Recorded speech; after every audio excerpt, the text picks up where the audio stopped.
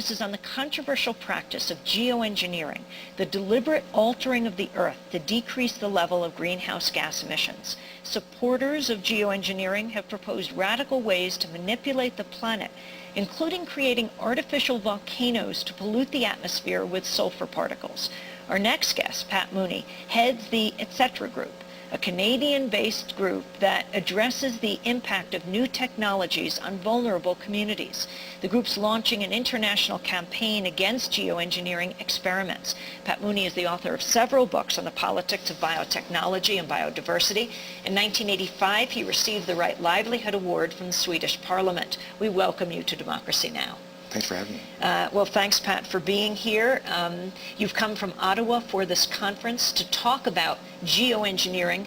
It may be the first time some people in this global audience of Democracy Now! Have even heard the term. What does it mean? Well, it really is a massive manipulation of ecosystems of the planet. It's a major way of trying to intervene in climate change, to block sunlight or to sequester carbon dioxide in the ocean, to make a change in how the planet will function in response to climate change. I think it's a terribly dangerous idea. It's entirely a theoretical idea, and it's gaining currency, strangely enough, in countries like the United States and the United Kingdom. What are the forces behind it?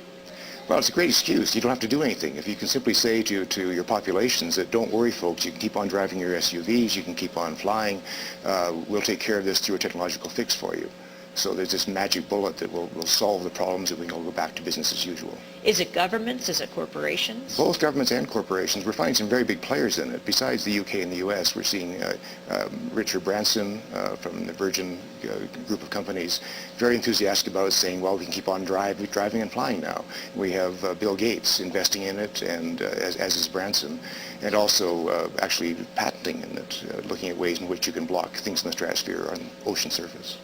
Talk about some of the geoengineering projects. Well, the one that's become most popular with the National Academy of Sciences in the United States and also with the Royal Society in the UK is this idea that you can throw sulfates into the stratosphere, blast them high into the stratosphere, where they'll coast around for about 2 years at a time and block the sunlight. It doesn't reduce greenhouse gases in any way whatsoever. It simply blocks and delays some of the effects of climate change for a period of years.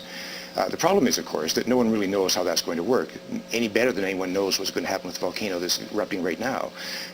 This is just a gamble that maybe we can buy ourselves some time by doing this. We don't know what the impact would be for particularly tropical areas of the world, areas right around here. We know that probably monsoons would be set off course. We know there probably would be greater drought in Asia. There could be more famine in Africa. We're not quite sure what happened here in Latin America, but no one is quite sure. How do you shoot sulfates into the atmosphere? Long pipes from polluting areas, in fact, that could blast it through the troposphere into the stratosphere. There's other ideas of planes flying over that could blast it as well from the aircrafts, and not just through trails, but in a very deliberate sort of strategy. There are several possibilities. There's also ideas of where you could whiten clouds to reflect sunlight more by blasting salt spray, basically, from oceans into the clouds, and that would reflect more sunlight. What about these artificial volcanoes?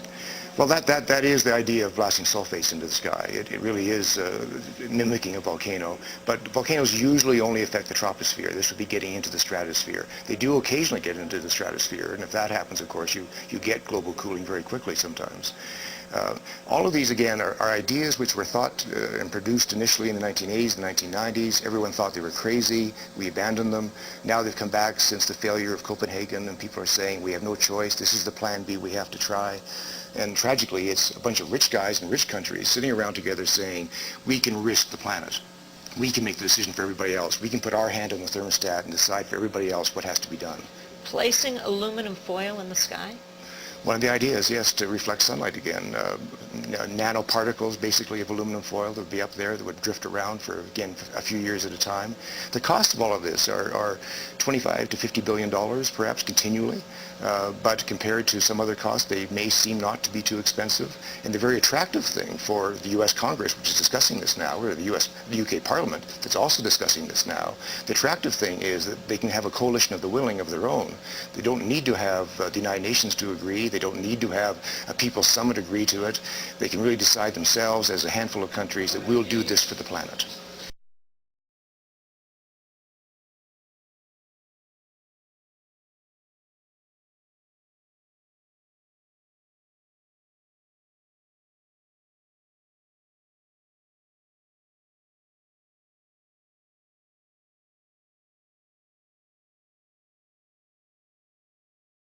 Not surprisingly, scientists are eager to find out what's going to happen to Greenland's ice as global temperatures continue to rise. I've joined up with Connie Steffen. We're on a part of the ice sheet that's connected to the Jakobshavn Glacier.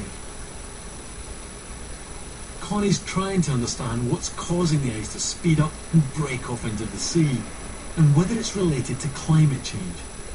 The ice moved faster, first by 10%, then by 2002, 30-40%, and it produced more water like this river. And this water is probably the explanation why the ice here starts to move faster.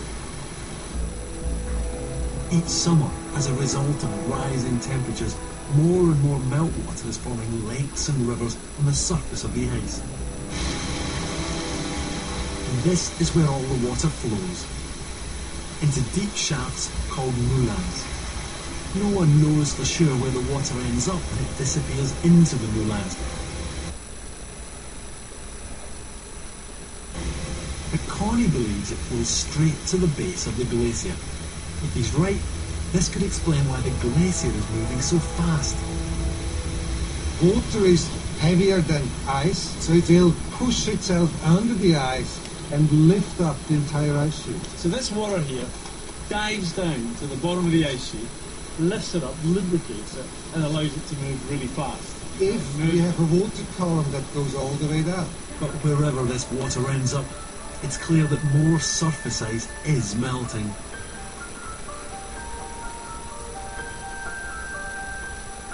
Scientists have mapped the area of the Greenland ice sheet that experiences surface melting in summer. As recently as 1992, it was a relatively small area around the edges of the ice sheet. But by 2005, the melt zone had massively expanded.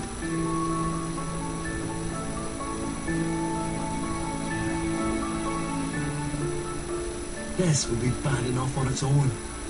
But if the meltwater is also causing the glaciers to accelerate into the sea, it could have very serious consequences.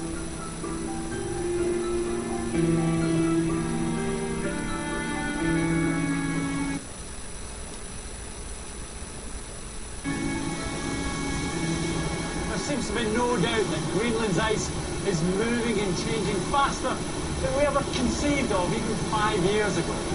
What's more, because this process continues every summer, the whole ice cap loses elevation, which means that it'll be sitting in warmer temperatures. And that, of course, means more melting, more of these moulins, and so an even faster demise. And it isn't only Greenland's ice that's under threat. Around the world, it's the same story.